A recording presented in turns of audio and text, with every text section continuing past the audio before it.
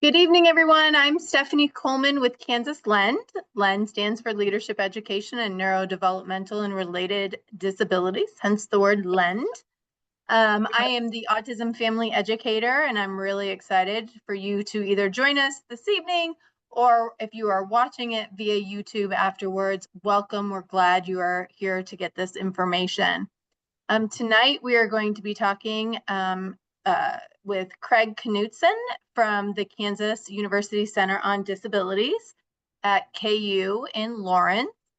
And he's going to be discussing Kansas Employment First, rethinking what's possible with disability employment, inclusion, and independence. I don't know about y'all, but I'm pretty excited to hear about employment and supporting our friends and family members and individuals with disabilities on how they can become employed and then be independent and live the life of their choosing on their own. It also comes with an added benefit of parents and families getting their independence back too. I kind of chuckle about that. And that's just me personally. So anyways, I am going to stop here and turn it over to Craig Knutson. All right. Hey, thank you so much, Stephanie. I really appreciate the invitation tonight. And I just want to, since we have a small group here, I just want to let people know that if you want to stop me at any time and ask questions, feel free to do so. This is really the best way to learn about things, I think, is talking about them. So with that, we'll go ahead and hop in. And Trina, feel free to chime in anytime. It's good to see you today. Craig, I will say when you're not facing straight on, you do sound a little bit distorted. Okay, thank you. How's that? Is that better? A little bit. Yeah. Okay. Okay, and it might be my internet connection as well. So a little bit of background. What exactly is employment first? Kansas, for those who don't know, Kansas was the first state in the nation to adopt employment first legislation in 2011, and it was really something that was the impetus for it was from self-advocates and people with lived experience. At the 2008 Self-Advocate Coalition of Kansas Conference, self-advocates were asked, what issues are important to you? And far and away, the number one issue for people with disabilities was, we want jobs. So with that, we approached SRS, it was known as SRS at the time, and the CDDOs during their contract negotiations and said, hey, we really need to transform the service system so that people can get competitive integrated employment. And so when we talk about employment first, we really are talking about competitive integrated employment being the first option for supports and services for Kansans with disabilities. Now that really has three different words: competitive, and that means earning the same wage as everyone else. It's the prevailing wage. It's at least minimum wage. Some people may not know this, but under the 14C certificates, people with disabilities can be paid less than minimum wage. But Employment First says no, that we aren't going to go down that route. We're going to make sure that people get competitive wages.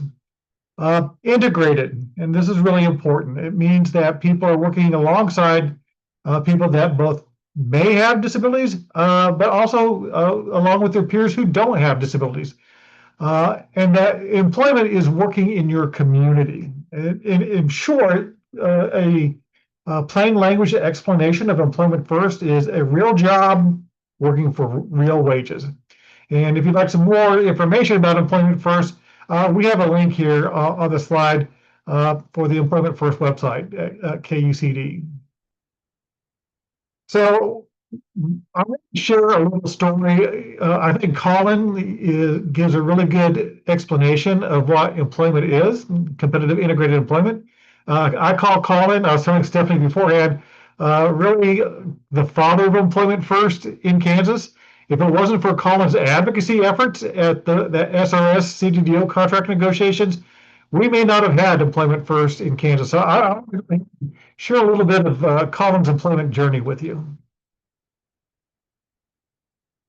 Colin's employment journey. I worked for the Self-Advocate Coalition of Kansas. I'm their legislative liaison. At least that's what my business card does. But I do whatever they would require of me to do. Cullen's support system. It supports me in that I have a wonderful, wonderful, unwavering support network. And that supports me in supporting my work, which I do to support others, and working toward the ultimate goal of fully integrated, fully competitive, integrated, competitive, normal employment for people in what I call normal mainstream settings, you know. The impact of a job coach. That woman was the greatest person I've ever met. I mean, she's the one who literally said, I go to this movie theater all the time. I want to try working there. And she's the one who really stepped up and just got me an application, and we filled it out. And then, you know, I remember days in the library carrying tickets with her.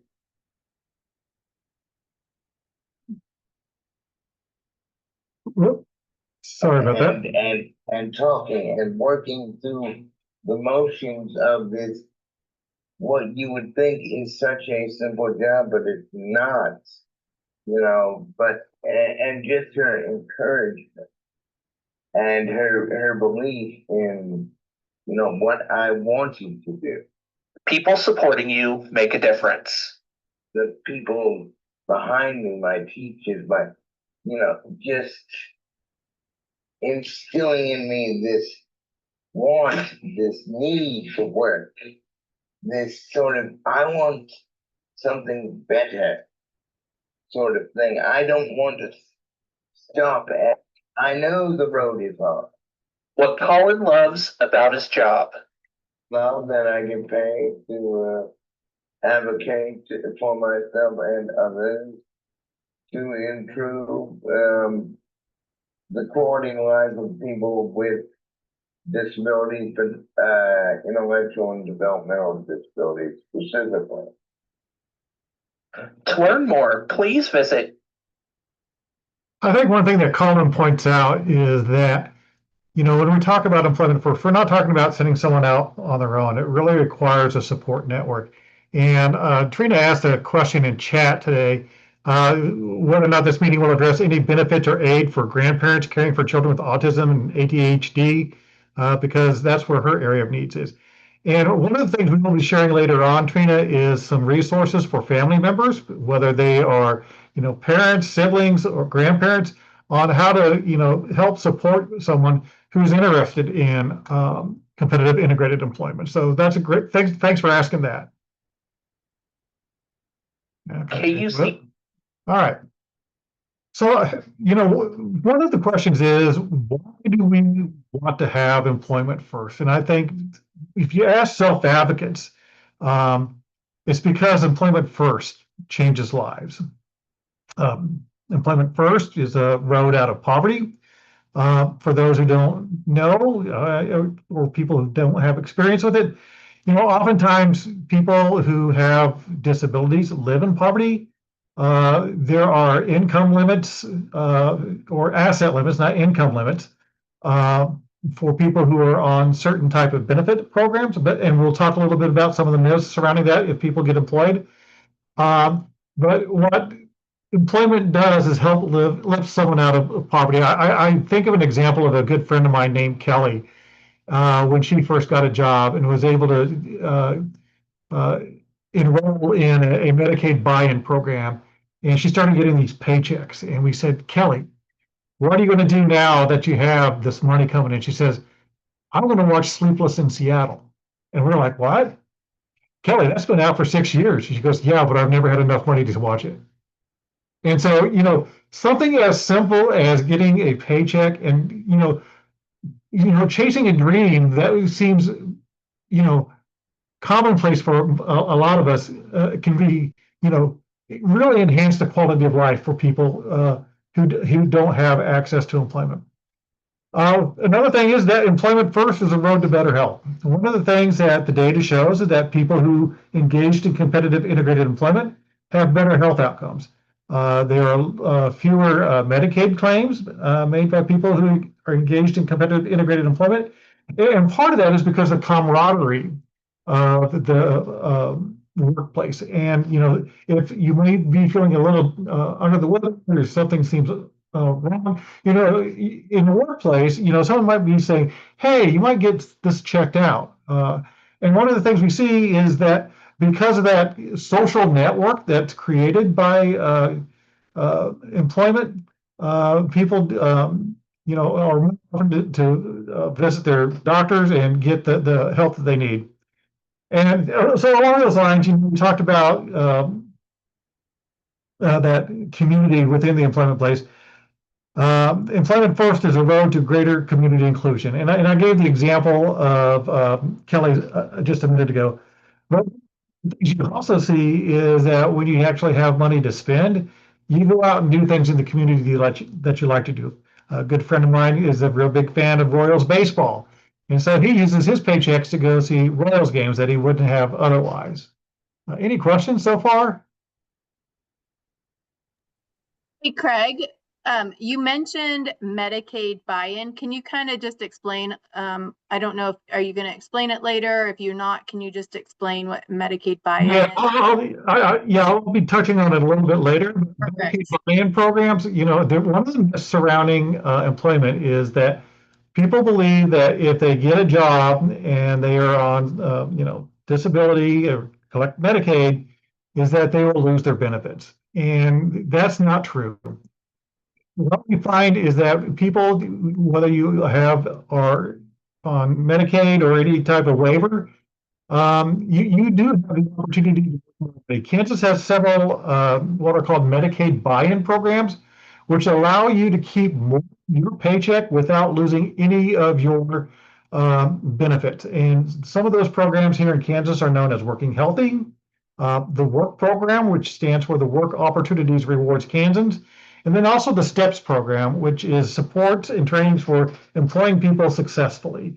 And this was actually targeting people who were on the waiting list and people who have behavioral health issues as well. So, okay. And so when we talk about how employment first changes lives, I want to share this story from Emmanuel and some other self-advocates who share how employment has impacted their lives. To learn more, please visit.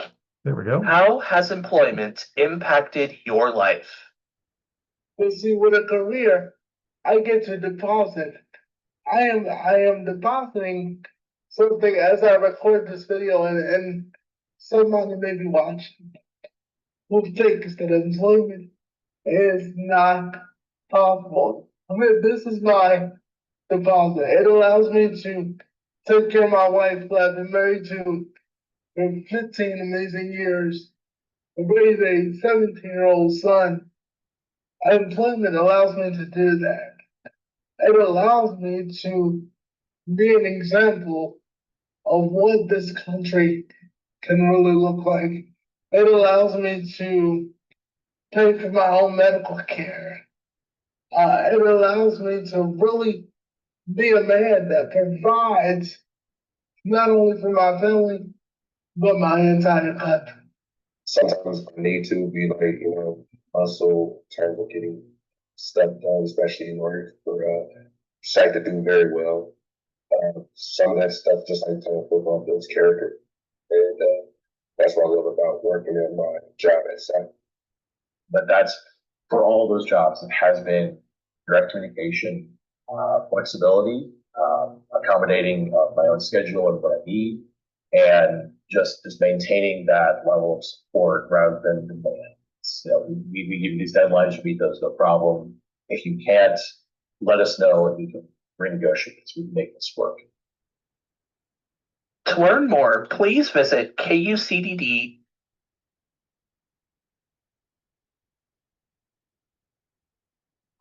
All right, .ku. here we go. So, Trina, you asked a question earlier about different types of family members, and things to remember that family members, as far as I'm concerned, can be families that we choose, and not just necessarily blood relatives. And sometimes it can be extended relatives, but, one of the things we realize is that everyone needs supports. And so one thing that families can do to support employment first is, number one, first and foremost, believe everyone can work with the right supports. Having high expectations and providing opportunities to learn and grow, and that includes, having the chance to fail and to learn, to try again, and find success from that, sets the stage for success later in life. We also need to make sure we provide opportunities to grow more independent, learn safety strategies, and expand some of our skills, whether they be technical skills, whether they be social skills, whether they be activities of daily living. One of the things we learn is as constantly growing and evolving. And so when people are starting to look at employment, it's important to expand their skills. So other ways that how families can support employment first is, number one, have that expectation that work was going to happen. For a long time, there was this kind of belief that some people with disabilities couldn't work. And we've hard over the years to kind of change that narrative. But so now I think a lot of the transition age students who are coming out of the schools and family members have that expectation that people will work in the community with a job that pays, a competitive wage alongside their non-disabled peers. Make sure you talk about work plans. That could happen all throughout your life. It can begin, early in your school years. Say, hey, I want to put this on, my loved one's radar. He may be too young for a job now, but we need to start talking in school about how he can pick up certain skills so they can get a job later on. As they reach transition age, make sure your IEP or 504 plan has an employment goal in it. And then if you're already an adult and you're interested in a job, make sure your person-centered plan has an employment goal as well. Another way that you can support, families can support people at employment first is to explore different jobs. One of the things I like to remind people is that even if you don't have a good first experience with a job, that doesn't mean you aren't going to have a good experience later on. I don't know about the rest of you, but I don't work at the first job that I ever tried. My first job was flipping burgers at Vista Restaurant, and while I enjoyed doing that, I soon moved on because it really wasn't to my strengths. I wound up working as a customer greeter at Kmart, and now after many years, I work as a research project manager at KUCD. There are little things we can do around the home that can support employment, that assign tasks and chores at home, instill that sense of responsibility that people can do things, and link the skills that you have with those chores to work. And then when someone does something good, praise those accomplishments, celebrate wins, and then explore employment opportunities within your own networks. I think about the first time you got a job. Where do you usually first find out about a job? Or it's not, something that magically appears. Oftentimes it's through either a friend of a friend or a friend of the family who introduces us to the workplace. So it's through our networks that we really discover our job opportunities. And then finally, as I kind of mentioned earlier, ensure that there's an employment goal in an IEP 504 plan or a person-centered plan. Kind of want to share another story. This is Andy. He's got a really wonderful story, and he kind of talks about the impact of a supported employment plan, a person-centered plan, and how he landed a job. So I'm going to go ahead and share this. Bottom dollars. Chapter 6. Yes, there were a lot. A very wise day, a tree-covered street in Portland, Oregon, minimum wage, $10.25 per hour. My name is Andy Owens. Andy is in his wheelchair using an iPad to speak. A lot of kids went to school but went into sheltered workshops when they graduated and left school. I said, no way for me. I was going to go there. I started my job 5 days after school got out. Andy smiles and points forward as his assistant pushes his wheelchair. Was good started. I worked there for 15 years in June 2016. Andy arrives at his workstation among countless shelves of books. I am Cynthia Owens, and I am Andy's mom. He had a near-drowning accident, which caused traumatic brain injury. It's also called acquired cerebral palsy because he was so young when he had that happen. He was in a coma for 7 months after his accident, and then in the hospital for about 2.5 years. Photo of Andy as baby smiling. A tube is attached to his neck. The doctors didn't give me very much hope for him. They said, if he comes out of the coma or when he comes out of the coma, he'll be a vegetable, and that was the word they used. Photo of Andy as a young man smiling. And I know all of those doctors are probably retired now, but I'd someday like to just show them what the results of all of that was. Mom had a person-centered plan done while I was in high school. We came up with all the strengths, gifts, and talents I had. Yes, there were a lot. Title: Person-Centered Plan. Person-centered plan is when you're really focusing on the individual. You have a facilitator of that person-centered plan who knows how to do that. You'd usually try to get a group of people together who know the individual well, who can help create a plan that has a lot of positiveness to the plan. So you're looking for strengths, you're looking for what gifts they bring. You do look at their challenges. We narrowed it down to things I might be able to do using switches. We knew I could control my head and that I could use a switch. Then we just needed to find a job that I could do that requiring a switch. With the person-centered plan, you've got a list of things that a job developer or a job coach could take with them to really go out there and try to help that individual find a job.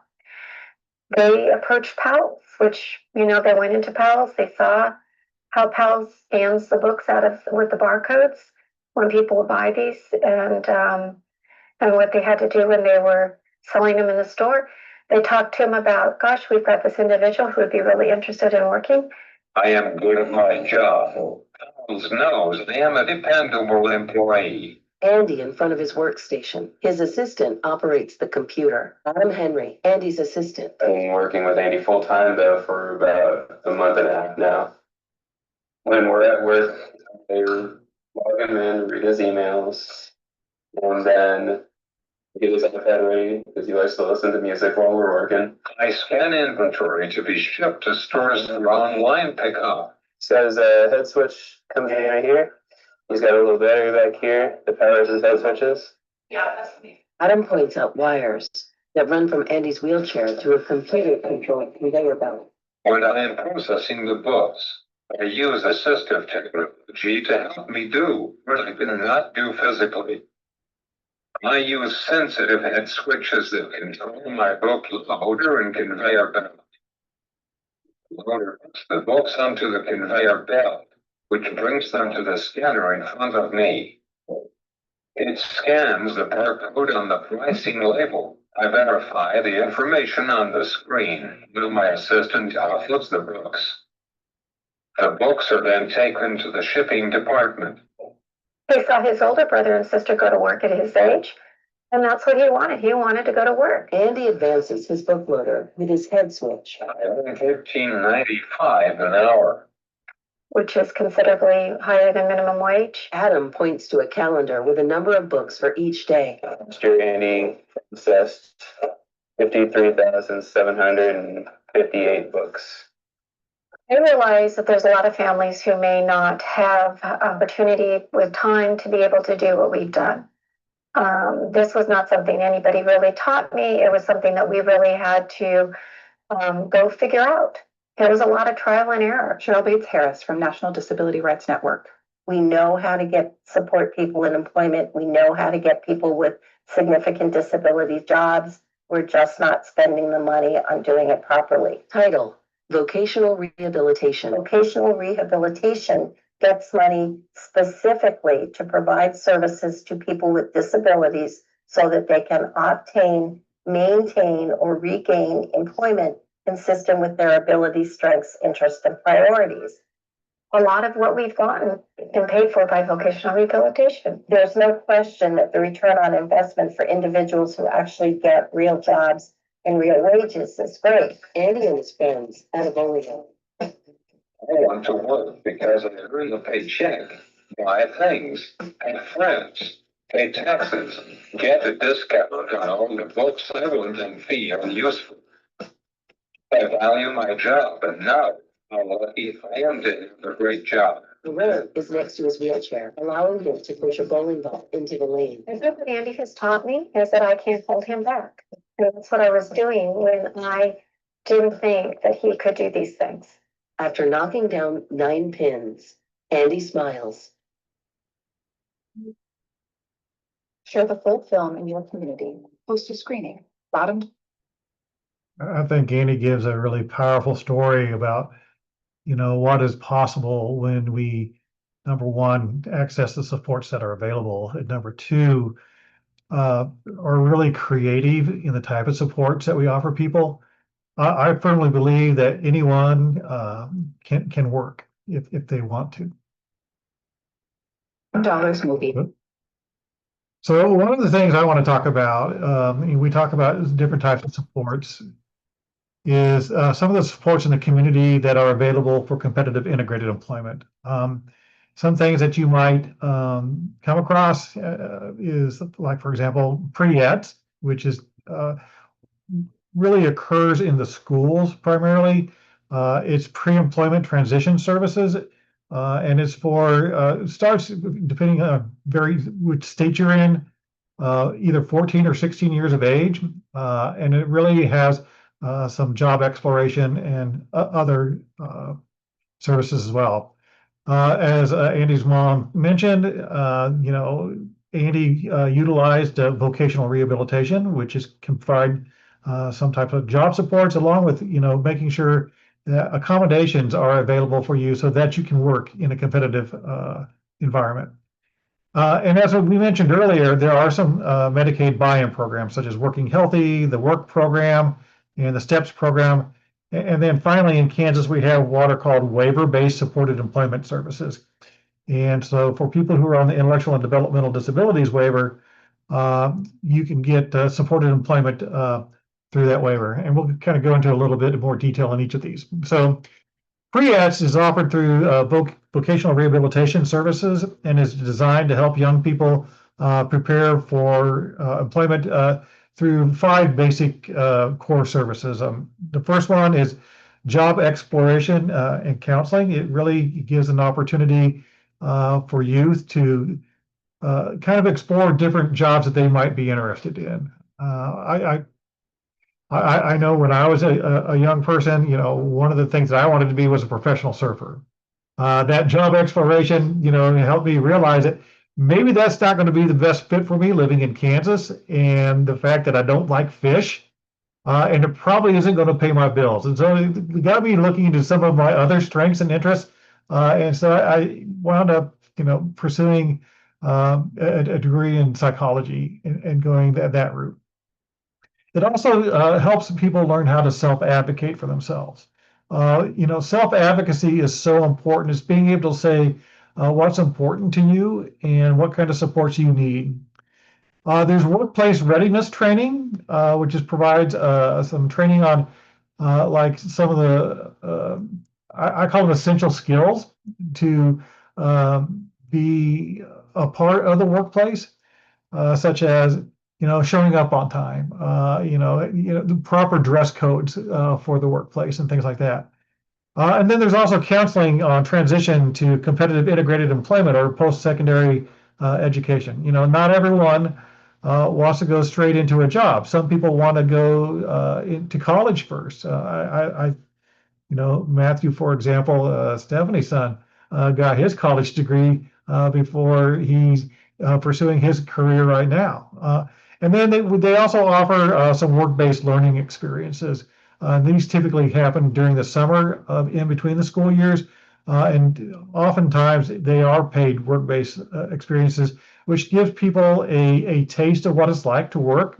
It's not a long-term job, but it really gives you an opportunity to see what it's like to have a job routine, to get up and go to work on a regular basis over the summer. And then if Stephanie hands out this slide deck later on, there is a link to a pre-etched flyer that's from Voc Rehab. So speaking of Voc Rehab, VR services are customized according to each person's unique needs, skills, interests, and abilities. And services which may be provided to help you become employed include, like for example, a vocational assessment to help you identify your skills, abilities, interests, and job goals. We really want to make sure that interests and strengths are matched to the person and the job that they want. And then, once we identify those, we look at vocational counseling and guidance. How do we go about getting that job? There's also the opportunity for physical and mental restoration services, including artificial limbs, psychotherapy if the person needs it, or physical therapy. Oftentimes we'll find someone who has an acquired injury, whether that be a physical injury, a spinal injury, or a brain injury. And you can access some of those restoration services utilizing VR funds. And then also there's training and education to learn new vocational skills. And that could either be through, like a vocational educational or high tech ed is I think what they call it now. My father was a VOTech teacher when I was growing up. Or it could be, going to college and getting some training there. There's also provides access to rehabilitation technology and telecommunication aids and other adaptive devices such as different types of assistive technology. And then they also provide supported employment and referral to other services. And again, we have a handout. If you click the link here in the slide deck later on. Let's go on to our next slide. And then we have the Medicaid buy-in programs, which I referenced earlier. Working Healthy is really it's employment supports that offer people with disabilities who are working or who are interested in working and aren't working yet the opportunity to keep their Medicaid coverage while they're on the job. Through Working Healthy, people can earn more, they can save more, and they can achieve their career goals and still maintain their health coverage. One of the biggest barriers we see to employment from family members and people with lived experiences, that fear that if I get a job, I'm going to lose my benefits. And in Kansas and nationwide, actually, there are these Medicaid buy-in programs that help ensure that you are able to maintain your coverage. As part of the Working Healthy program here in Kansas, we also have the WORK program, which is the Work Opportunities Rewards Kansans. And that is a program with services for people who enroll in Working Healthy and need personal services. In other words, if you need someone who comes in and is a personal care attendant for you, the WORK program might be something that benefits you. A good friend of mine, Brad, was actually the first person in Kansas who enrolled in the WORK program here in Kansas. It was really life transforming for himself. With the support he receives with his personal care attendant, I mentioned earlier one of my friends who likes going out to baseball games, and Brad's that person. And so a lot of times he goes out to the baseball games with either his friends or he gets support from a personal care attendant, and it's allowed him to live independently in his own home. Brad actually, because he's in a Medicaid buy-in program, was able to buy his own home and not rent. There's also the STEPS program, which is supports and training for employing people successfully. This is one of the newer programs here in Kansas. It is a program of supports and training to assist people to explore, achieve, and maintain employment, targeting people with either a behavioral health diagnosis, such as someone you typically find at one of our certified community behavioral health centers. In Lawrence, that would be Bert Nash, and Topeka would be Vallejo. I'm not sure who would be in Kansas City, but the people who typically are part of those programs. And it's also for people who are on the IDD waiting list. Something that people may not realize is that one of the waiting list in Kansas for the IDD waiver is about 10 years, give or take. And there is actually kind of a backdoor off the waiting list, and that is through needing supported employment supports. And so if you get a job and you're on the waiting list, you are considered a priority population and can kind of jump towards the front of the line on the waiting list. And I provided a link to the Working Healthy website. It's part of our CanCare. So one of the things I want to do is kind of share this video. It talks a little bit about the impact of Working Healthy on people's lives here in Kansas. I first started on the Working Healthy program, and I've never looked back.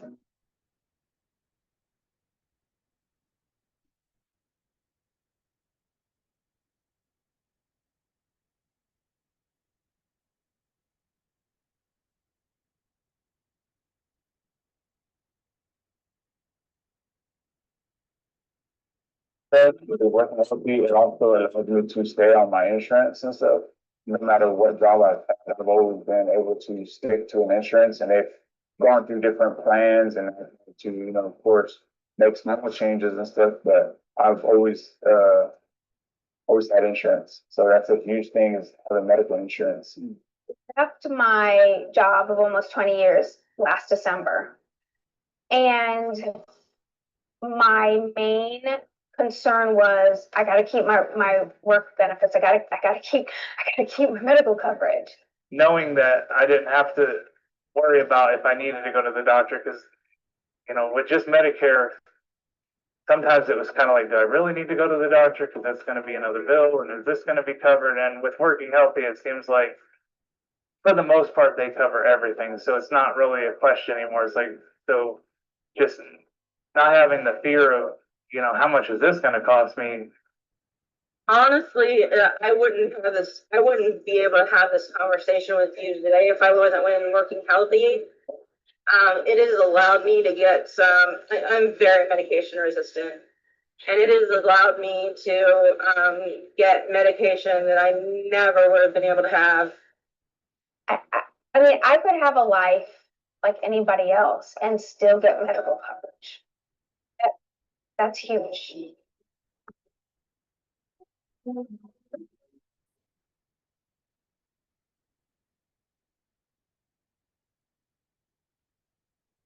of the things I mentioned earlier is that one of the outcomes that we see with employment, and it's really encapsulated with these Medicaid buy-in programs, is better health outcomes for people. And you heard that young man, young to me, talk about how he was worried about affording health care, prior to joining a Medicaid buy-in program, and having a job. But because of this, he's able to get the health care he needs and is living a healthier life now. Craig, I just want to share real quick before you move on.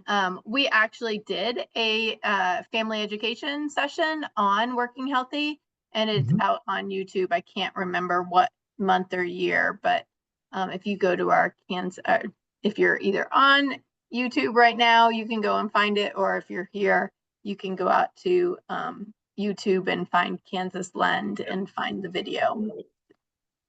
Awesome. Yeah, it's a great resource. I'm a big fan of it, and it's like I mentioned, it really helps transforms people's lives. And then finally, I wanted to talk a little bit about that waiver-based supported employment services. And like I mentioned, one little known fact is that the need for continued supported employment services allows a person to jump the waiting list for IDD HCBS waiver services. So one of the things I want to do is talk a little bit about some of the myths that are surrounding competitive integrated employment and kind of dispel those myths. Let me check the chat here for any questions. And Stephanie shared a link to that video that she was talking about in the chat. So one myth is that some people are too sick to work. And when I think of that, I think back to that video we just saw of Andy Owens over in Oregon. But the truth is that disability is not a sickness, and that many people with disabilities have health conditions that improve with the benefits of employment. And so, like I said, I believe everyone is capable of engaging in competitive integrated employment. We just have to find the right supports. Another myth, some people just can't work. Well, the truth is everyone can work with the correct supports. Employers and their employees with disabilities benefit from job coaching support at no cost to them. One of the things we see oftentimes is that the accommodations that the person with a disability receives often has higher productivity carry-on effects for that workplace as well. Another myth. People with disabilities can't get hired because they don't have job experience. And the truth is that someone doesn't have to have the skills for an entire job description. Think about, I mentioned the first time I got a job. I didn't know how to flip a burger the first time I did. When I get into my job now as a research project manager, I've learned so much, from the type of research that we do, some of the research methods. It's working, and if you're growing in your job, is always going to be a learning experience. So you don't have to have all the skills necessary for the entire job description. A certain, oftentimes, jobs are customized based upon the skills of the person and the needs of the business. This is called customized employment, and sometimes it's called job carving. You find a niche within a certain business that needs to be filled that the business owner may not have known about, that the person can fill. So, myth.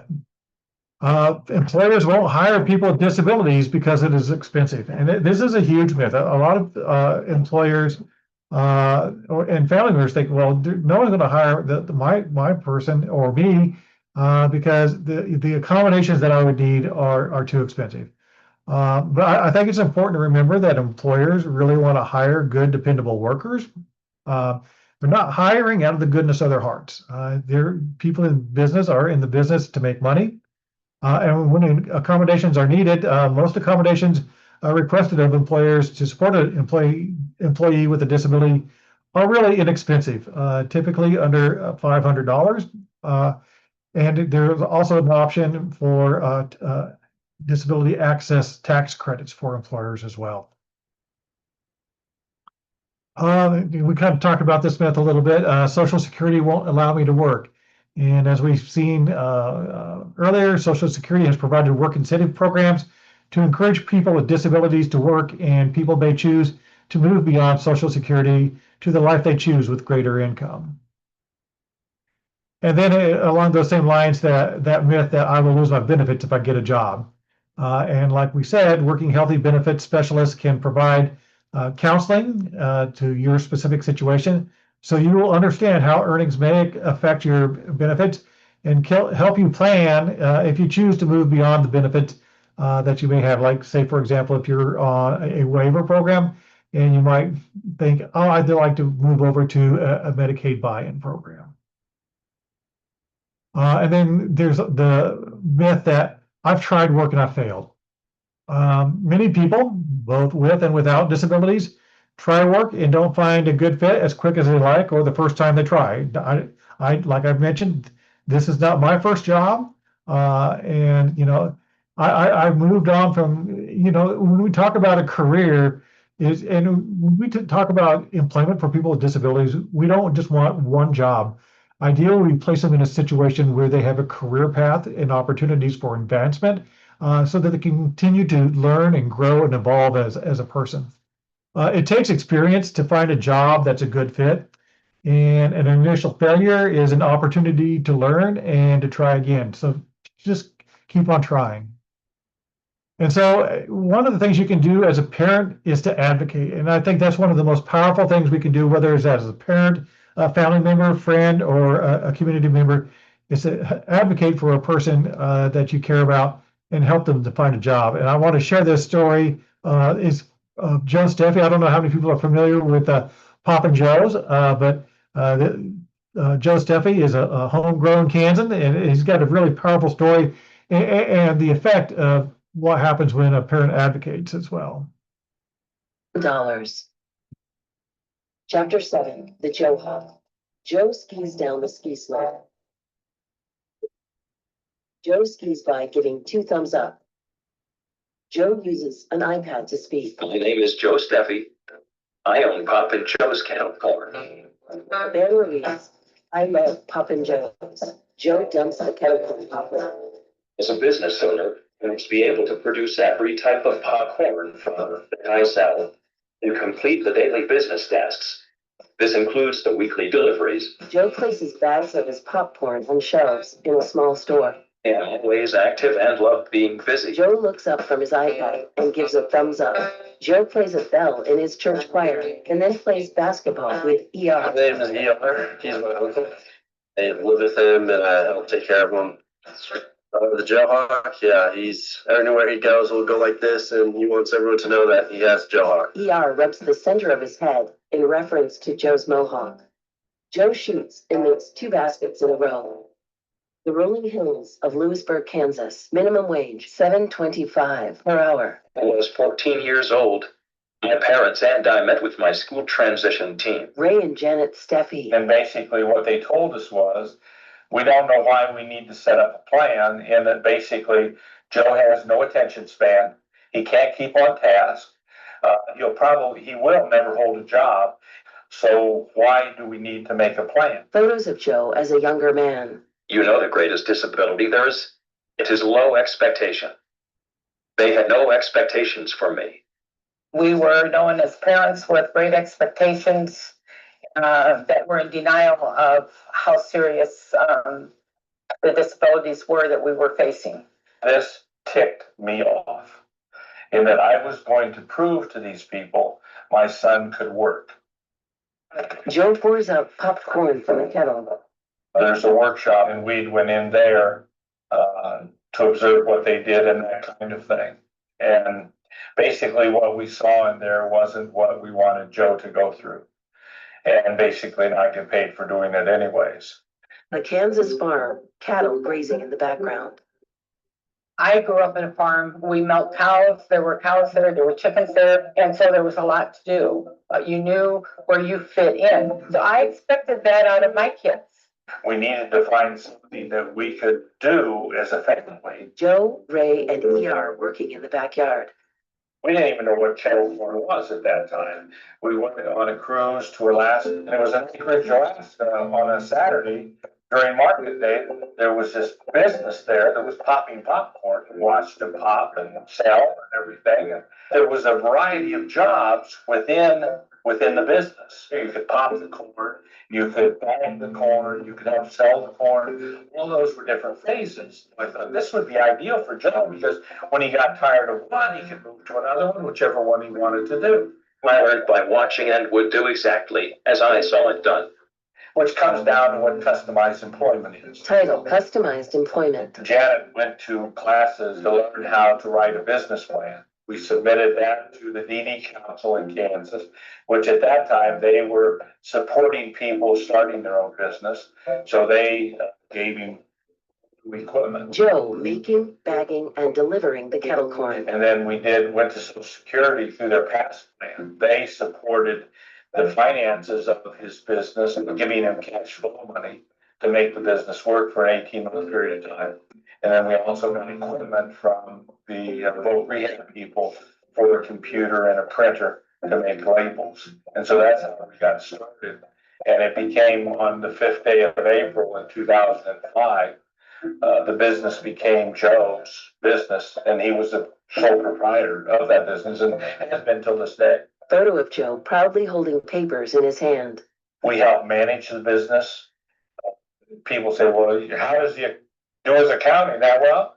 And like any other business, if you don't do accounting, then you hire an accountant. So that's what we do. We hire the people that are needed to run specific parts of the business. But basically, Joe is the owner of the business. Joe and Ray wear matching tie-dye bandanas as they work at a stand selling popcorn. Festivals average 3 weekends each month April through October. I have several retail outlet stores where I supply products on a weekly basis, as well as internet sales. They were out shopping. Somebody sees him and they'll say, "Are you Papa Joe?" And you can just see Joe stands up straighter and gets a big smile, and he knows he's Papa Joe. Exterior of Joe's house. And the business has given him the opportunity to rent his own place, pay utilities. He buys his own food. He's not on any subsidy for food or housing or utilities. He pays his own way, and then he gets to choose the activities that he likes. Joe skis to the ski lift. Ray and Janet look on as Joe takes the lift up. When we're gone, then the business could go ahead and support him in the same manner. What we would like to see is to bring on a person who would be interested in being a partner in the business, doing the management part of the business. And Joe would keep the capacity that he has as being the owner. The farm, it's a team effort. You all pull together to make it happen. In the backyard, the family works together making kettle corn. We expected Joe to be a part of it and to do the part that he could do from the very beginning. Share the full. All right, I think Joe's a really powerful story. You heard Ray and talk a little bit about the transition team at school saying Joe can't work. And what I find kind of ironic now is, Joe, I know Joe and his family. I wonder how many people on that transition team have testified to Congress, the Small Business Committee. I'm pretty sure I wouldn't be surprised if Joe actually has a higher earning than many of those teachers. So, never underestimate people, and advocate and make sure that you have an opportunity to pursue those dreams, and that you do get competitive integrated employment. So before we go, I want to make sure that we shared some resources and flyers with the group. We have some new downloadable flyers from the Kansas Employment First website, including a flyer that kind of describes the Kansas Competitive Integrated Employment, what it is, and different roles of the support network. Some tips on how families can support employment. Conversations that systems navigators such as transition coordinators or targeted case managers or a care coordinator at MCO could have regarding planning for employment. And then we have two versions of those myths. We call them truths be told. One is a myth version where we present what the myth is and then gives the truth. And then we also do it from, we don't want to focus on the negative because we know that some people learn differently. We provided what the truths are as well. So